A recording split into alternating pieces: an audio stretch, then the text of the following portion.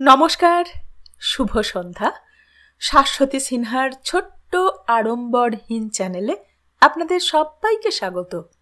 আপনারা শুনছেন অভিজ্ঞান গাঙ্গুলির চাণক্য সিরিজ ষড়শাস্ত্র। আজ 13 পর্ব শুরু করি। 37 সিন্ধু প্রদেশ উপত্যকার নিকটেই নিজের সেনা শিবির সাজিয়েছে মলয়কেতু। নিজের তাঁবুতে বসে সে মহামাত্যর সঙ্গে রণকৌশল নিয়ে আলোচনা করছে। মহারাজ মলয়কেতুর জয় হোক। কি সংবাদ এনেছ পত্রবাহক? পত্রবাহক তার হাতের ভূর্জপত্র এগিয়ে দিল রাজার দিকে। মলয়কেতু সেটি খুলে পাঠ করল। পত্রের শুরুতেই প্রথম সম্বোধনটা দেখে মাথায় আগুন জ্বলে উঠল মলয়কেতুর। তাকে রাজা বলে সম্বোধন পর্যন্ত করেনি ওই দুষ্ট ব্রাহ্মণ। এত বড় আস্পর্ধা তার! পত্রের সম্পূর্ণটা পাঠ করে ক্রোধে মুখ আরক্ত হয়ে উঠল মলয়কেতুর। মলয়কেতু, জ্ঞানী পণ্ডিতরা বলেন, মূর্খ মিত্রর সঙ্গ করার চেয়ে চতুর শত্রুর সঙ্গও উত্তম হয়। এই বাক্যটি কতটা সত্য তা আপনার সঙ্গে মৈত্রী করে উপলব্ধি করলাম। যদিও আপনার মতো মেরুদণ্ডহীন শাসকের থেকে আমি এর চেয়ে বেশি কিছু আশা করিনি। মূর্খরা বরাবরই নিজেদের পতন ডেকে আনে, আপনিও তাই করলেন। তবে এই তথ্য জেনে রাখুন যে আপনাকে আর্যাবর্তর সম্রাট করার কোনো অভিপ্রায় আমার কোনো দিনই ছিল না। সে যোগ্যতা আপনার নেই। আমি চাণক্য নই। আর্যাবর্তর শাসন আমার লক্ষ্য নয়। আর্যাবর্তর ধ্বংসই আমার মূল লক্ষ্য। আমি জানি আপনি যুদ্ধের প্রস্তুতি নিচ্ছেন। জেনে রাখুন, আমি পঞ্চনদের অন্য শাসকদের ইতিমধ্যে সে সংবাদ দিয়েছি। তাদের উপর অতর্কিত আক্রমণ করে সহজ জয়ের যে মনোবাসনা আপনার ছিল তা আমি হতে দেব না। আমাকে আলোচনার আমন্ত্রণ পাঠিয়ে যে আমাকে আপনি হত্যা করার ষড়যন্ত্র করছেন তা আমি জানি। শকুনির চোখ ও কান আপনার আশেপাশেই আছে, যা আপনি নিজেও জানেন না। তাই আপনার আমন্ত্রণ আমি প্রত্যাখ্যান করলাম। আপনার বিনাশ আসন্ন। ইতি শঙ্কুমণি। পত্রটা ছিঁড়ে কুটি কুটি করে ফেলল মলয়কেতু। পাশেই দাঁড়িয়ে থাকা মহামন্ত্রী সুদীপ্তকের দিকে তাকিয়ে প্রশ্ন করল, সেনা তৈরি? সুদীপ্তক উত্তর দিলেন, হ্যাঁ মহারাজ। আর সিন্ধুর সেনাদের অবস্থান কি? সিন্ধু সেনার সেনাবাহিনী উপত্যকার মধ্যে অবস্থান করছে। আগামীকাল তারা উপত্যকায় প্রবেশ করবে। আর আমাদের সেনার অবস্থান? পর্বতের মাঝের সরু পথ দিয়ে সিন্ধের সেনা প্রবেশ করবে। খোলা প্রান্তরে আমাদের সেনা তাদের অপেক্ষা করছে। সিন্ধের সেনাবাহিনী সরু পথে প্রবেশ করলেই তারা ফাঁদে পা দেবে। খোলা প্রান্তর থেকে আমরা তাদের উপর আক্রমণ করলে সহজেই আমরা গোটা বাহিনীকে ধ্বংস করতে পারব। তারা পিছিয়ে সরু উপত্যকার পথ ছেড়ে বেরোতে বেরোতে আমরা তাদের অর্ধেক সেনাবল ধ্বংস করে দিতে পারি। দারুণ রণকৌশল নিয়েছেন মহামাত্য। সাধু। ধন্যবাদ মহারাজ। আর বাকি 2 রাজ্যেও আমরা আক্রমণ করব। সে প্রস্তুতি কি হয়েছে? হ্যাঁ মহারাজ। মলয়নগর ও কাশ্যপনগরের সীমান্তে আমাদের সেনা প্রস্তুত। শুধুমাত্র আপনার আদেশের অপেক্ষায় আছে। অতি উত্তম। আগামীকালই তবে আমাদের বিজয় অভিযান শুরু হোক। কালকেই একসঙ্গে 3 স্থানে আক্রমণ করবে পর্বতাকা সেনা। কিছুটা ইতস্তত করে মহামাত্য সুদীপ্তক বললেন, মহারাজ, 3 ভিন্ন স্থানে আক্রমণ করার উদ্দেশ্যে আমাদের সমস্ত সেনাবল ব্যবহার করতে হয়েছে। আমাদের নিজেদের রাজ্যে এই মুহূর্তে সেনাবাহিনী নেই বললেই চলে। আমি আপনাকে একবার বিবেচনা করে দেখতে অনুরোধ করব যে এরূপ নিজেদের রাজধানীকে অরক্ষিত রাখা কি সমীচীন? আমাদের আক্রমণ যারা করতে চলেছিল তাদের উপরেই আমরা আগে আক্রমণ করতে চলেছি মহামন্ত্রী। অতএব আমাদের ভয়ের কিছু নেই। আপনি বোধহয় আমাদের প্রতিবেশী রাজ্য কুলুতের কথা ভুলে যাচ্ছেন মহারাজ। তাদের তো নিজেদেরই রাজ্যে বিশৃঙ্খল অবস্থা। মহারাজ সুবর্মাকে মৃত বলে ঘোষণা করা হয়েছে।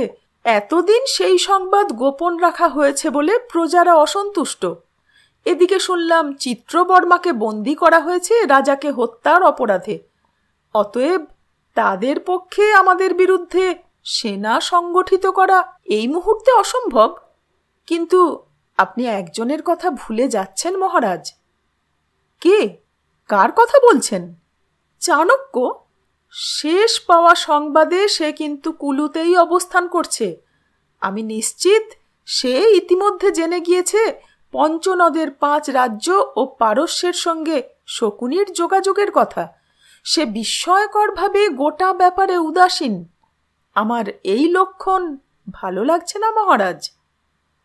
সে তো কুলুত অধিগ্রহণে ব্যস্ত, আর তাছাড়া সেই বা কি করে নেবে? যদি তর্কের স্বার্থে ধরেও নিই যে চাণক্য আমাদের রাজধানীতে আক্রমণ করল, তাতেই বা লাভ কি? আমাদের সেনা সিন্ধু সেনাকে পর্যুদস্ত করে আমাদের রাজধানীতে ফিরে গেলে সহজেই তাদের মুষ্টিমেয় মগধ সেনাকে পরাজিত করে রাজ্য ছাড়া করতে পারি। সুদীপ্তক সন্তুষ্ট হয়েছেন বলে মনে হলো না, কিন্তু মুখে কিছু না বলে শুধু চুপ থাকলেন। তার কেন জানি মন বলছে, আপাত দৃষ্টিতে যা মনে হচ্ছে ঘটনাক্রম ততটা সহজ হবে না। চাণক্য এই এক ব্রাহ্মণকে নিয়ে তিনি বড়ই চিন্তিত থাকেন। এই ব্রাহ্মণ শিক্ষকটির সঙ্গে তার একবার দেখা হয়েছিল অনেক বছর আগে একটি জ্ঞান সভায়। সে সময়ে চাণক্য নিজের কেশশিখা খুলে রাখতেন। শোনা যায় তিনি নন্দ সাম্রাজ্য ধ্বংস করার প্রতিজ্ঞা নিয়েছেন এবং যতদিন না তার উদ্দেশ্য সফল হচ্ছে ততদিন তিনি নিজের কেশশিখা না বাঁধার প্রতিজ্ঞা করেছেন।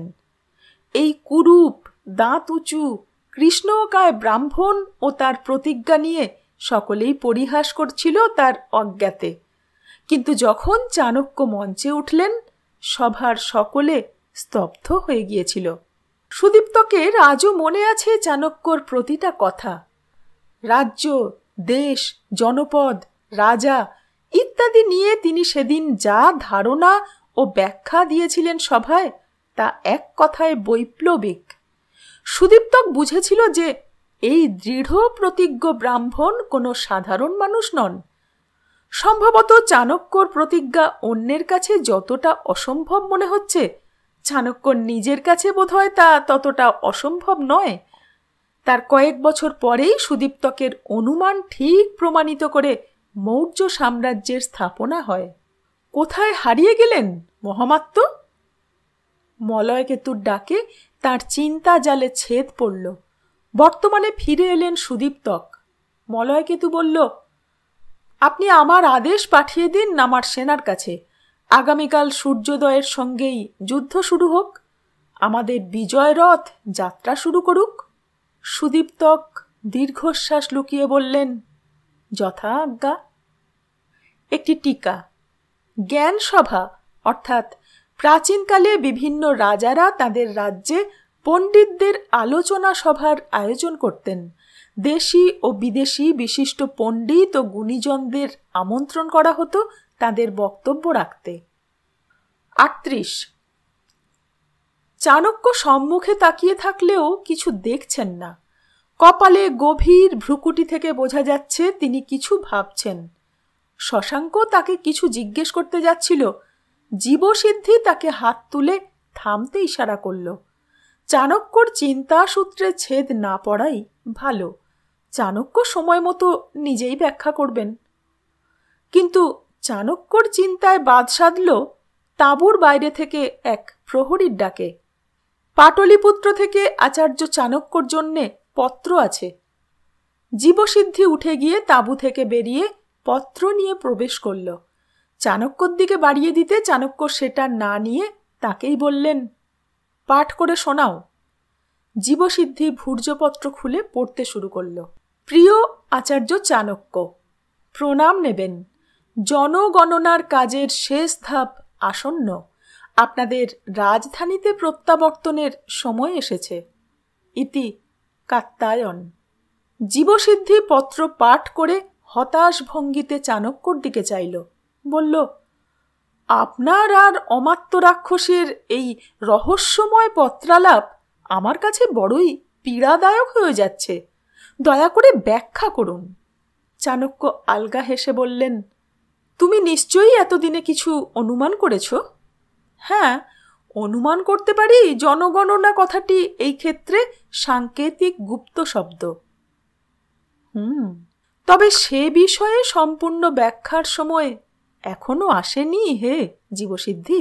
এইটুকু নিশ্চয়ই বুঝতে পারছো যে দীর্ঘ সময় মগধের বাইরে থাকার পর এবার আমাদের নিজ গৃহে ফেরার সময় এসেছে।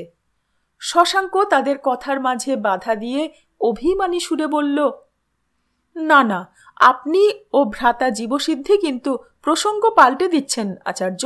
এ ভারী অন্যায় তোমার জীবসিদ্ধি।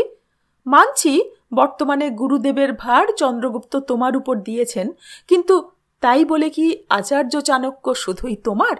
আমাকে অন্ধকারে রেখে এই বাবাকের উধাও হওয়ার রহস্যের সমাধান না করেই তোমরা অন্য প্রসঙ্গে আলোচনা শুরু করতে পারো না?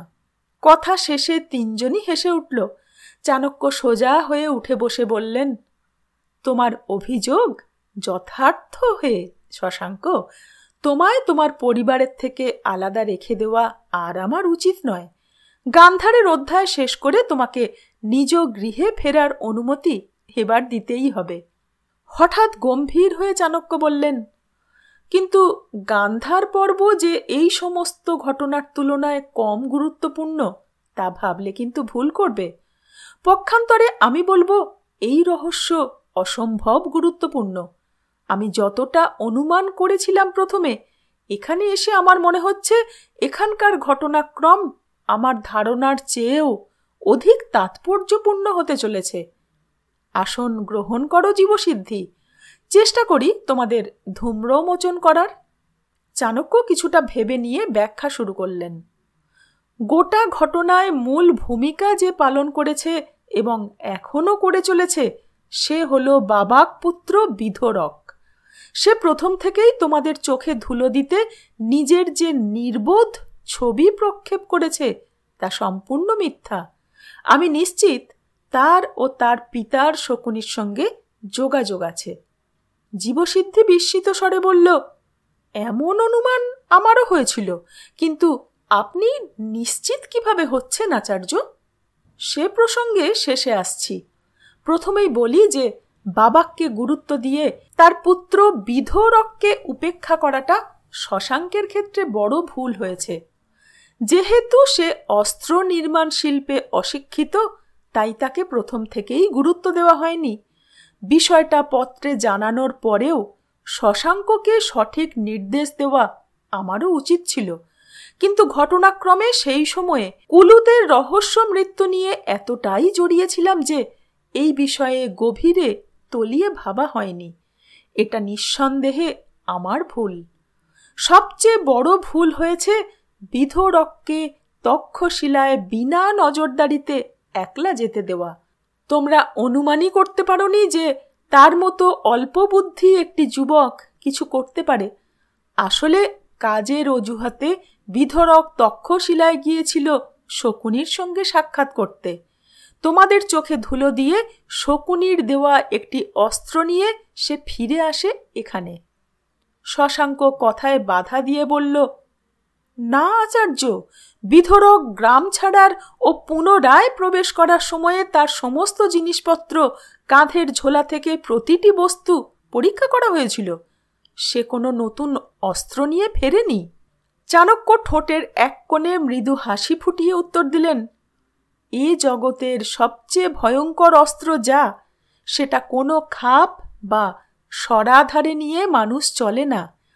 এই পৃথিবীর সবচেয়ে ভয়ঙ্কর অস্ত্র হলো বুদ্ধি, যা মানুষ নিজের মস্তিষ্কে নিয়ে চলে, যা বাইরে থেকে দেখা যায় না, অনুমান করা যায় না। একজন মানুষ তার মস্তিষ্কে কত ভয়ঙ্কর পরিকল্পনা সযত্নে লালন করে চলেছে তা বাইরে থেকে দেখে কেউ কল্পনাও করতে পারে না। বিধরকও তক্ষশিলা থেকে ফিরে এসেছিল একটি পরিকল্পনা নিয়ে, যা আচার্য শকুনির মস্তিষ্ক প্রসূত। প্রথম থেকে শুরু করা যাক। বাবাক আসলে জেনে শুনেই সেই বিশেষ ধরনের বান বানায় শকুনির সেই তীরন্দাজ হত্যাকারীর জন্যে। সে এবং তার পুত্র গান্ধারের একটি গ্রামে থাকে, তাই তাদের ধারণা ছিল যে শুধুমাত্র একটি তীরের সাহায্যে ওদের খুঁজে পাওয়া সম্ভব নয়। তাছাড়া ওই বান ব্যবহার করে ইতিমধ্যে আমাদের জন্যে জাল ফেলা হয়েছে। অতএব আমাদের শত্রুপক্ষ একটা ভুল করে ফেলে। তারা ধরেই নেয় যে আমরা শুধুমাত্র তাদের এগিয়ে দেওয়া সূত্র ধরেই এগোব। অন্য পথ ধরেও যে আমাদের গুপ্তচররা সমান্তরাল পথে অনুসন্ধান চালিয়ে যাবে তা ওরা ধারণা করতে পারেনি। কিন্তু গুপ্তচরদের অনুসন্ধানে লাভ হলো। মাত্র কয়েকটি বান বাদে আর কোনো সূত্র ছিল না, তাই 1 বছরেরও বেশি সময় লাগলো বটে।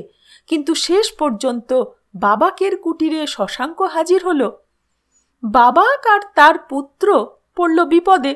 বাবাক ও তার পুত্র যে যথেষ্ট চতুর তা বোঝা যায় তাদের পরবর্তী পদক্ষেপ থেকে। বাবাক বুঝতে পারল বানের কথা অস্বীকার করে লাভ নেই। মগধের সৈনিকরা সংবাদ নিয়েই এসেছে। অস্বীকার করলে বরং তাদের মনে সন্দেহ হবে যে তার সঙ্গে শকুনির যোগাযোগ আছে। তাছাড়া কুটির খুঁজলেই যেখানে ইতিমধ্যে জমিয়ে রাখা তীরগুলো পাওয়া যাবে সেখানে অস্বীকার করা বৃথা। অতএব এখানে খুবই বুদ্ধিমানের মতো সে তীরের কথা স্বীকার করল। কিন্তু সেই বান কে বা কোন উদ্দেশ্যে ব্যবহার করে সেই বিষয়ে সে নিজের অজ্ঞতা জানালো। সেই মুহূর্তেই শশাঙ্কর সন্দেহ তার দিক থেকে অনেকটাই সরে গেল। তাই নয় কি শশাঙ্ক? লজ্জিত ভঙ্গিতে হ্যাঁ সূচক ঘাড় নাড়ল শশাঙ্ক। চাণক্য তার উদ্দেশ্যে বললেন, তোমার নিজেকে দোষী ভাবার কোনো কারণ নেই শশাঙ্ক। এটাই মানুষের সাধারণ মনস্তত্ত্ব, মানুষের প্রকৃতি। এরপর আরও একটা দুর্দান্ত চাল দিল বাবাক। তাকে যখন জিজ্ঞেস করা হলো তার সেই ক্রেতার নাম, সে কোন নাম বলল? শঙ্কুমণি। ভেবে দেখো হে শশাঙ্ক, এইখানে তোমার প্রশ্নের উত্তরে যদি সে বলতো যে ওই ব্যক্তির নাম তার জানা নেই, তবেই আবারও তোমার সন্দেহ জাগত তার প্রতি। তাই বাবাক আমাদের দিকে সেই নামটা ছুঁড়ে দিল যা আমরা ইতিমধ্যে জানি।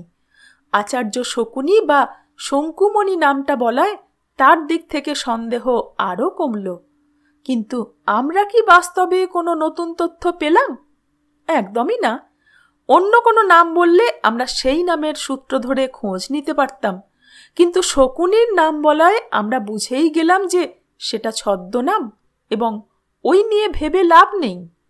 একটু থেমে চাণক্য আবারও বললেন, তার সেই ক্রেতার চেহারার বর্ণনা দেওয়ার সময়ও সে তার আরও একটি চাতুর্যের নজির দিয়েছিল বটে, কিন্তু সে প্রসঙ্গে পরে আসছি। আপাতত এই অবধি বলে তাৎক্ষণিক রক্ষা হলো বটে, কিন্তু এবার তোমাদের বজ্র মুষ্টি থেকে পালাবে কোন উপায়ে? কারণ তুমি তাদের জানালে যে মগধের গুপ্তচররা তাদের উপর নজর রাখবে অষ্টপ্রহর। বাবাক ও তার পুত্র বুদ্ধিমান বটে, এই চক্রব্যূহ থেকে বেরোনোর মতো উপায় তারা অনেক ভেবেও স্থির করতে পারল না। শশাঙ্কর থেকেই জেনেছি যে নজরবন্দি হওয়ার প্রথম কয়েকদিন তারা কেউই বিশেষ কুটির থেকে বের হয়নি। আসলে সেই সময়ে তারা উপায় ভাবছিল, কিন্তু কোনো উপায় না পেয়ে শেষে তারা স্থির করল যে এই সমস্যা থেকে মুক্তি পেতে তাদের আচার্য শকুনির পরামর্শের প্রয়োজন। পিতার উপর সর্বক্ষণ নজর রাখা হচ্ছে, অতএব শকুনির কাছে যেতে হবে পুত্র বিধোরককেই। তাই তক্ষশিলায় কাজে যাওয়ার অছিলায় সে যোগাযোগ করল শকুনির সঙ্গে। শশাঙ্ক আবারও বাধা দিয়ে বলল, কিন্তু বিধোরক সত্যিই বিশ্ববিদ্যালয়তে গিয়েছিল। আমি তক্ষশিলার প্রধান আচার্য ভদ্রভট্টর কাছে খোঁজ নিয়েছিলাম বিধোরকের কথার সত্যতা যাচাই করতে। আচার্য, বাস্তবে সে সেখানে মাঝে মাঝে কাজ করে বলে জানিয়েছেন তিনি। সে বিশ্ববিদ্যালয়ে গিয়েছিল ঠিকই, কিন্তু পথে কোথাও যে শকুনির সঙ্গে সাক্ষাৎ করেনি সে কথার নিশ্চয়তা কি? মুখ থেকে আফসোসের শব্দ নির্গত হল শশাঙ্কর। চাণক্য পুনরায় তার ব্যাখ্যায় ফিরলেন। আচার্য শকুনির মস্তিষ্ক থেকে আরও একটি দুর্দান্ত পরিকল্পনার জন্ম নিল। বিধরক ফিরে এলো গ্রামে, কিন্তু সে ফিরে এলো এক পা খোঁড়া হওয়ার ভান করে। এসে জানালো সে পায়ে চোট পেয়েছে। জীবসিদ্ধি প্রশ্ন করল, অর্থাৎ ছেলেটি আসলে খোঁড়া নয়? কিন্তু এই ভান করে তার কি লাভ হলো? এরকম অপ্রয়োজনীয় একটি কাজ করার উদ্দেশ্যই বা কি আচার্য? চাণক্য মৃদু হেসে বললেন, কি বলছো হে জীবসিদ্ধি? অপ্রয়োজনীয় কোনটাকে বলছো? এই গোটা পরিকল্পনা বাস্তবায়িত করতে সবচেয়ে অপরিহার্য অঙ্গ হল ওই বিধরকের পা টেনে টেনে হাঁটার মিথ্যা অভ্যাসটা। 39। হতভম্বভাবে চাণক্যর দিকে তাকিয়ে রইল জীবসিদ্ধি ও শশাঙ্ক। তাদের মুখ দেখে চাণক্যর মনে পড়ে গেল তাদের ছাত্রাবস্থার স্মৃতি। ঠিক এভাবেই হতবুদ্ধি হয়ে তার ছাত্ররা বসে থাকত পাঠের শুরুতে তার গুরুকুলে। নীতিশাস্ত্র, অর্থশাস্ত্র অতি গম্ভীর বিষয়। ছাত্ররা প্রথমেই ভূর্জপত্রের কঠিন শ্লোক পাঠ করে হতবুদ্ধি হয়ে যেত। তখন চাণক্য তাদের সেই শ্লোকের সহজ ব্যাখ্যা করে বোঝাতেন। অতি কঠিন কিছুকেও সরলভাবে বোঝানোর জন্যে আচার্য চাণক্যর সুখ্যাতি ছিল। চাণক্য বলতেন, নিজের শেখার ইচ্ছা থাকার পরেও কোনো পাঠ যদি শিক্ষকের বোঝানোর পরেও কঠিন মনে হয়, তবে জানবে তুমি ভুল শিক্ষকের কাছে পাঠ নিতে গিয়েছ। ত্রুটি বিদ্যার থাকে না, ত্রুটি থাকে শিক্ষক অথবা ছাত্রদের মধ্যে। শশাঙ্ক ও জীবসিদ্ধির মুখের বিহ্বল ভাব দেখে তার পুরনো দিনের কথা মনে পড়ে গেল। যেন মনে হয় এই সেদিনের কথা, অথচ মাঝখানে কতগুলো ঋতু এসে চলে গিয়েছে। চাণক্য নিজের অন্তরে জানেন যে তিনি জীবনে সবচেয়ে সুখী ছিলেন সেই সময়টাতে। জীবন তাকে বহু ভূমিকায় পরিচিতি দিয়েছে। রাজনীতিবিদ, তার্কিক, বিদ্রোহী, কৌটিল্য, সাম্রাজ্য পতনকারী, সাম্রাজ্য নির্মাণকারী, মহামাত্য। কিন্তু তিনি অন্তর থেকে শুধুই একজন শিক্ষক। তাই তো এত বছর বাদেও নিজেকে তিনি তক্ষশিলার আচার্য হিসাবেই পরিচয় দেন। চন্দ্রগুপ্ত সহ এই 5 সন্তান সম ছাত্র তার বড়ই প্রিয়। মনে মনেই হেসে উঠলেন চাণক্য। তক্ষশিলায় তার দিনগুলো ছিল বড়ই মধুর। গোটা দিন তার কাটত তার প্রিয় বস্তু ও মানুষদের মাঝে। বিশ্ববিদ্যালয়ের অপূর্ব প্রাঙ্গণ, পুস্তক, তার প্রিয় ছাত্ররা, পিতা সম তার প্রধান আচার্য ভদ্রভট্ট, এবং শেষ নামটা মনে পড়তেই মনের গভীরে একটি সুপ্ত যন্ত্রণা যেন বহুদিন পর আবার জেগে উঠল। ভালো লাগার স্মৃতি কেটে গিয়ে গভীর বিষাদময় একটা নাম, কিছু স্মৃতি মাথাচাড়া দিয়ে উঠল চাণক্যর হৃদয়ে। অতীতের ঘোর কাটিয়ে চাণক্য জোর করে বর্তমানে ফিরে এলেন। জীবসিদ্ধি ও শশাঙ্ক তার ব্যাখ্যার অপেক্ষায় অনুগত ছাত্রর মতোই উৎসুক হয়ে অপেক্ষা করছে। চাণক্য পুনরায় তার কথার রেশ ধরে বললেন, কি জানি বলছিলাম? ও হ্যাঁ, বিধরকের খোঁড়া হওয়ার ভান করার বিষয়ে। বেশ, তবে এবার মূল রহস্যের সমাধানে আসি। কয়েক মাস আগে শশাঙ্কর লেখা পত্রতেই একটি তথ্যের উল্লেখ ছিল যা বাবাক উধাও হয়ে যাওয়ার সংবাদ জানার পরেই আমার মনে একটা সন্দেহের উদ্রেক করে। বাবাক ভিনদেশী চৈনিক, এবং পত্রে এও উল্লেখ ছিল যে চেহারার দিক থেকে পিতা পুত্রের অনেক মিল আছে, যদিও পিতা বয়স্ক এবং পুত্র যুবক। আরও একটা তথ্য এখানে এসে জানলাম যে বাবাকের মুখে গোঁফ ও দাড়ি ছিল, ছেলের মুখে তা নেই, তাই তাদের দেখতে সম্পূর্ণ ভিন্ন লাগে। কিন্তু যদি কোনোভাবে সেই পার্থক্যটুকু মাত্র কিছুক্ষণের জন্য অতিক্রম করা যায়, তবে চাণক্য একটি ভূর্জপত্র টেনে নিয়ে কালিতে খাগের কলম ডুবিয়ে নিয়ে লিখতে শুরু করলেন। দরজা 2, পুত্র বেরোয় প্রথম প্রহর। দরজা 1, পিতা বেরোয় প্রথম প্রহরের শেষে। দ্বিতীয় প্রহরের শুরুতে দরজা 1, পিতা ফিরে আসে দ্বিতীয় প্রহরে। দরজা 1, পুত্র বেরোয়, সময়ের কথা প্রথম নজরদার সঠিক বলতে পারেনি। দরজা 2, পুত্র ফিরে আসে তৃতীয় প্রহর। কয়েকটি বাক্য পরপর লিখে ভূর্জপত্রটি এগিয়ে দিলেন 2 শিষ্যের দিকে। বললেন, দেখো, এই হলো 4 নজরদারের বক্তব্য থেকে পিতা পুত্রের কুটির থেকে বেরোনোর ও প্রবেশ করার ক্রম। পুত্র অর্থাৎ বিধরক প্রথম দ্বার দিয়ে দ্বিতীয়বার কখন বেরিয়েছিল তা প্রথম নজরদার সঠিক বলতে পারেনি। সে আমাকে জানিয়েছে সম্ভবত পুত্র পিতার ফেরার পূর্বেই ফিরেছিল, কিন্তু কথাটা ভুল, কারণ বাবাককে প্রথম দ্বার দিয়ে বেরোতে সেই দ্বারের দ্বিতীয় নজরদারও দেখেছিল। স্মরণে রেখো যে এই দ্বিতীয় নজরদার কিন্তু বাবাকের পিছু নিয়েছিল এবং তার সঙ্গেই দ্বিতীয় প্রহরে ফিরেছিল। অতএব যদি বিধরক পিতার আগেই কুটির থেকে বেরিয়ে থাকে প্রথম দরজা দিয়ে, তবে সে সময়ে দ্বিতীয় নজরদারের থাকার কথাই নয়, অথচ সে জানাচ্ছে সে বিধরককে একবার বেরোতে দেখেছে। অতএব আমরা নির্দ্বিধায় ধরে নিতে পারি বিধরক পিতার ফিরে আসার পরেই বেরিয়েছিল প্রথম দরজা দিয়ে। তাকে এরপর ফিরতে দেখা যায় তৃতীয় প্রহরে পেছনের দরজা অর্থাৎ দ্বিতীয় দরজা দিয়ে। অতএব দ্বিতীয় দরজার 2 নজরদার ধরেই নেয় যে সেই যে সকালের প্রথম প্রহরে পুত্র বেরিয়েছিল সেই ফিরে এসেছে। অতএব কারুর মনেই কোনো রকমের সন্দেহের উদ্রেক হয়নি। কিন্তু ভালো করে এই তালিকাটা দেখো, এখানে বিধরককে মোট 2 বার বেরোতে দেখা গিয়েছে, কিন্তু কুটিরে ঢুকতে দেখা গিয়েছে মাত্র 1 বার। তাই নয় কি? চাণক্য খানিকটা থেমে আবার বললেন, পিতা মানে বাবাক প্রথম দ্বার দিয়ে বেরোয় এবং হাটে যায়। তার সঙ্গে থাকা নজরদার সর্বক্ষণ তার উপর দৃষ্টি রেখেছিল, শুধুমাত্র এক জায়গায় বাদে। বাবাক শুঁড়িখানায় প্রবেশ করে এবং মাত্র কিছুক্ষণ বাদেই বেরিয়ে আসে। এইখানেই গোটা রহস্যের মূল উত্তর লুকিয়ে আছে। শুঁড়িখানায় যে প্রবেশ করেছিল সে পিতা বাবাক বটে, কিন্তু যে বেরিয়ে এসেছিল সে ছিল পুত্র বিধরক।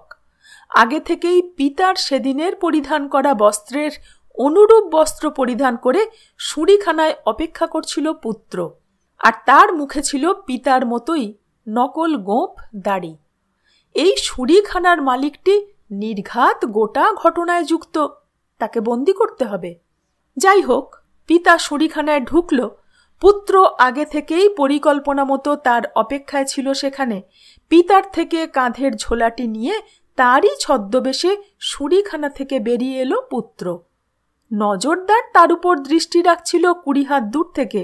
অতএব ওই দূরত্বে শরীরের আকৃতি, উচ্চতা এক হওয়ায় পুত্রকে পিতা ভেবে নেওয়াটা তার পক্ষে স্বাভাবিক। তার মনে যদিও বা কোনো সন্দেহ আসার বিন্দুমাত্র সম্ভাবনা ছিল, সেটাও সেই সময়ে থাকলো না। কেন জানো? কেন আচার্য? চাণক্য হেসে বললেন, এখানেই শকুনি তোমার গুপ্তচরদের মাত দিয়ে গিয়েছে হে শশাঙ্ক। পিতাকে পুত্র বলে সন্দেহ হয়নি, কারণ চেহারার সামান্য পার্থক্য বাদেও তোমাদের মস্তিষ্কে তাদের মধ্যে আরও একটা পার্থক্য ততদিনে শেকড় গজিয়ে ফেলেছে, এবং সেটা হলো পুত্রের ওই পা খুঁড়িয়ে চলার বিষয়টা। তক্ষশিলা থেকে ফেরার পর থেকেই প্রায় 1 মাস ধরে তোমরা দেখেছিলে বিধরককে খুঁড়িয়ে হাঁটতে। অতএব তোমাদের মস্তিষ্কে এই কথাটা গেঁথে বসেছিল যে পিতা স্বাভাবিক হাঁটে, পুত্র খুঁড়িয়ে হাঁটে। তাই যখন শুঁড়িখানা থেকে পিতার ছদ্মবেশে পুত্র বেরিয়ে স্বাভাবিক ভঙ্গিতে হেঁটে কুটিরে ফেরার পথ ধরল, তোমার নজরদারের মনে বিন্দুমাত্র সন্দেহের অবকাশ রইল না যে সেই ব্যক্তি বাবাক নয়, সে বিধরক। চাণক্য কিছুক্ষণ চোখ বুজে দৃশ্যটা মানসপটে দেখার চেষ্টা করলেন। মনে মনে আচার্য শকুনির বুদ্ধিমত্তার প্রশংসা না করে তিনি পারলেন না।